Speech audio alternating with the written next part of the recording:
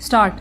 It was suggested by the Commission that there should be a separate department for the scheduled tribes. This matter was considered in the conference, but it was generally felt that if the scheduled castes and the scheduled tribes are separated to be dealt with by different department, there will be a good deal of duplication of work because two sets of officers will have to traverse the same area and more or less consider the same problems. It was therefore the unanimous opinion of the Conference of State Ministers that one department should deal with the problems of the scheduled castes and the scheduled tribes, that it was also agreed that there should be a separate directorate for the same.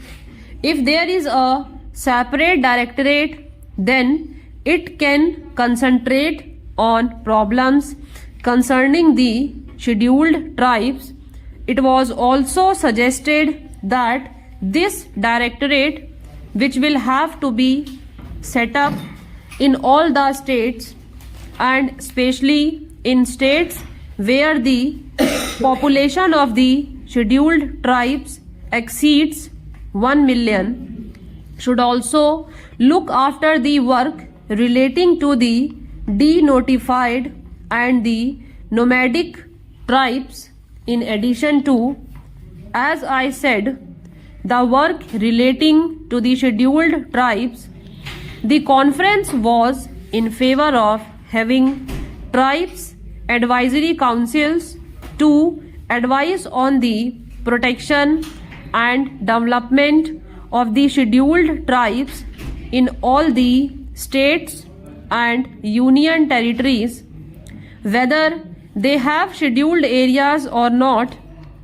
The House, I am sure, is aware that there are scheduled areas and non-scheduled areas.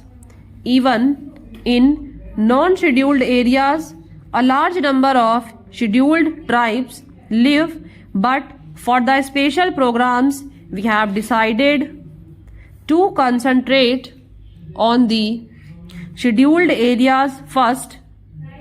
I shall come to that point later on, but I am merely mentioning that the scheduled tribes live both in scheduled areas and in non-scheduled areas. It was decided that wherever at present there in a combined reservation in the services for the scheduled castes and the scheduled tribes, separate percentages of reservation should be fixed by the state governments, and it was agreed that the state governments would instruct all local authorities like municipalities, panchayat, assemblies, Jila Parishads, etc. to follow the policies laid down by them in regard to the representation of all scheduled tribes in the services. It was decided to have a small committee of officials from the tribal welfare department and the different departments at the state level to ensure coordination. The conference also agreed that there should be a section under the Chief Secretary for evaluation of the tribal welfare program.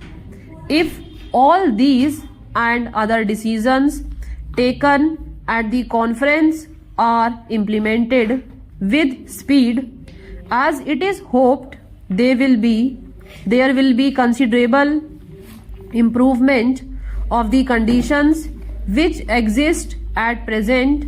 I also want to mention, Madam, that we were told in the conference that this work was going to be entrusted to the Jila Parishads and Panchayats, and some of these schemes which have to be implemented in the rural areas will be executed by the Panchayats and the Jila Parishads.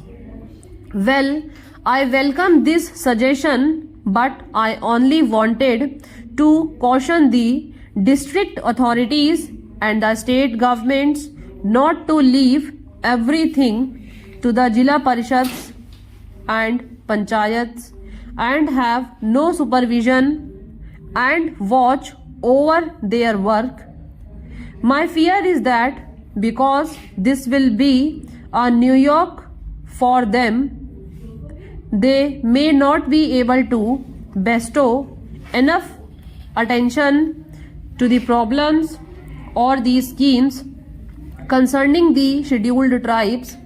They will have many other things to do, so it would be necessary that the district authorities should keep constant watch and they should function as the friend and guide of the Panchayats and the Jila Parishads. Madam, there are two major schemes in respect of the scheduled tribes in the central sector of the program, which are controlled by the Ministry of Home Affairs and on which the entire expenditure is borne by the Government of India.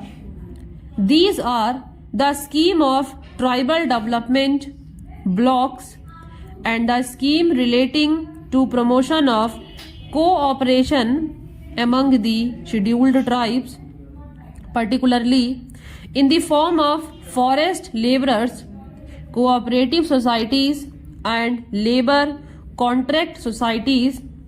The Ministry of Home Affairs appointed a special working group on cooperation about a year ago, and its report is expected shortly. That group will make detailed recommendations regarding the organization and structure of the society and other matters pertaining to the cooperative movement in areas predominantly inhabited by the scheduled tribes. We hope that on the basis of the working group recommendations, it will be possible to energize and expand the cooperative movement in tribal areas, and that the cooperatives will become the effective instruments for promoting the economic development of those areas. The others program, which is the major one and in which a great deal of interest is being evinced by the tribals themselves, is the program of tribal development blocks. The Commission have recommended that all tribal areas, whether they are scheduled areas or not, with a concentration of tribal population exceeding 50%, should be brought under the tribal blocks.